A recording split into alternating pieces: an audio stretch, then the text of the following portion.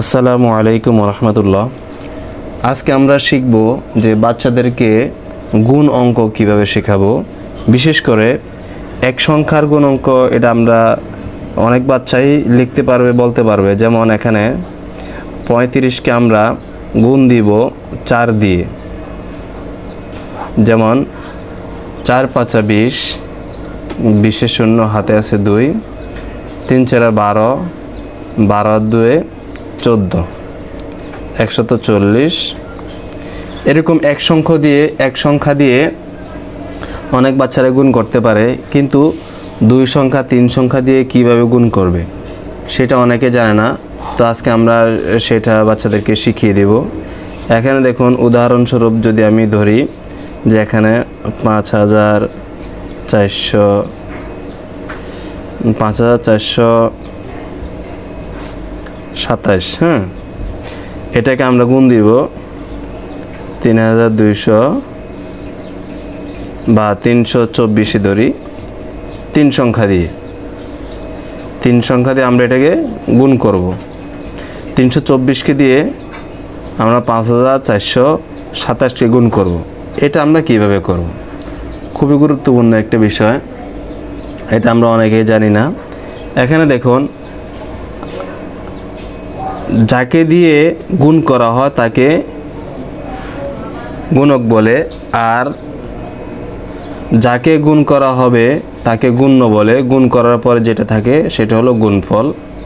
তো আমরা এখন এই সংখ্যাটা দিয়ে গুণ করব 324 দিয়ে। তো প্রথমে কি করব? প্রথমে 4 দিয়ে এখানে সবগুলোকে গুণ করে নেব। প্রথমে 4 দিয়ে 7কে গুণ করব, 4 7 28, 28-এর 8 হাতে আছে 2।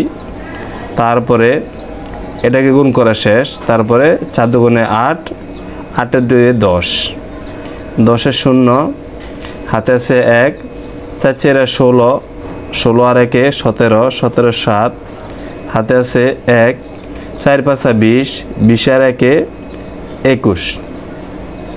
প্রথমে আমরা এখান থেকে একটা সংখ্যা দিয়ে উপরে সবগুলোকে গুণ করে নেব। গুণ করার পরে তারপর আমরা দ্বিতীয় সংখ্যা দিয়ে আবার উপরে সবগুলোকে গুণ করব। এখন যে গুণ করব, এখন আমাদের একটা কাজ করতে হবে। যেহেতু এখানে একটা সংখ্যা দিয়ে আমরা গুণ করে ফেলছি, সেই হিসেবে এক সংখ্যা নিচে একটা শূন্য বসাতে হবে। একটা শূন্য বসাতে হবে, অথবা এক ঘর বাদ দিয়ে অঙ্ক বসাতে হবে। এখন আমরা 2 দিয়ে 7 উপরে সবগুলোকে গুণ করব। 7 দুগুণে 14, 14 হলো 4 হাতে আছে 1, 2 দুগুণে 4, 4 আর 1 5। তারপর এখানে 4 দুগুণে 8, এখানে 8 বসিয়ে দিলাম। 5 দুগুণে 10, এখানে 10 বসিয়ে দিলাম। এখানে এক ঘর এদিকে বাড়ার কারণ হচ্ছে এদিকে আমরা এক ঘর কমিয়ে দিয়েছি। তারপর আমরা 3 দিয়ে এখানে উপরে সবগুলোকে গুণ করব। এর জন্য আবার আমাদের এখানে একটা শূন্য বসাতে হবে। ঠিক আছে, আমাদের এখানে অতিরিক্ত একটা শূন্য বসাতে হবে। তো এখানে দেখুন, 3 7 21, 21-এর 1 হাতে আছে 2, 3 দুগুণে 6, 6 আর 2 8। তারপরে এখানে 3 4 12, 3 4 12, 12-র 2 হাতে আছে 1, 3 5 15, 15 1 16, এই 6 এখানে 16। তো এখন আমাদের গুণ করা শেষ। এখন আমরা সম্পূর্ণটা কি করব? যোগ করব। সম্পূর্ণটা আমরা যোগ করব। এখানে দেখুন, 8-এর বরাবর 8 হবে, কারণ এখানে আর কিছু নাই। তারপর এখানে উপরে শূন্য নিচে শূন্য, শুধু 4 আছে, এখানে 4 বসে যাবে। এখানে হচ্ছে 7, 7 আর 5 8 9 10 11 12, 12 আর 1 13, 13 3 হবে, হাতে আছে 1, 1 আর 2 হলো 1 1 মিলে 2, আর 2 গুণে 16, 17 18, 18 8 হাতে আছে 1, আর 2 2 4, 4 আর 1 হয় 5, আর এখানে 6 1 7, আর এখানে 1। এখন আমাদের টোটাল কত সংখ্যা হলো? একক, দশক, শতক, সহস্র, অযুত, লক্ষ। অর্থাৎ এখানে হয়েছে 17,58,000 348, 17,58,348, এটা হচ্ছে আমাদের ফলাফল। এটা কি? এটাকে বলা হয় গুণফল, এটাকে বলা হয় গুণফল, এটা গুণফল।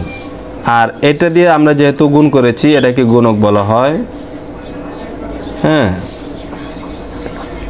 এটা হচ্ছে গুণক, আর এটা হচ্ছে গুণ্য। যাকে গুণ করা হয় তাকে কি বলা হয়? তাকে গুণ্য বলা হয়। তো এইভাবে আমরা বড় যে অঙ্কগুলো আছে এগুলো আমরা করতে পারি।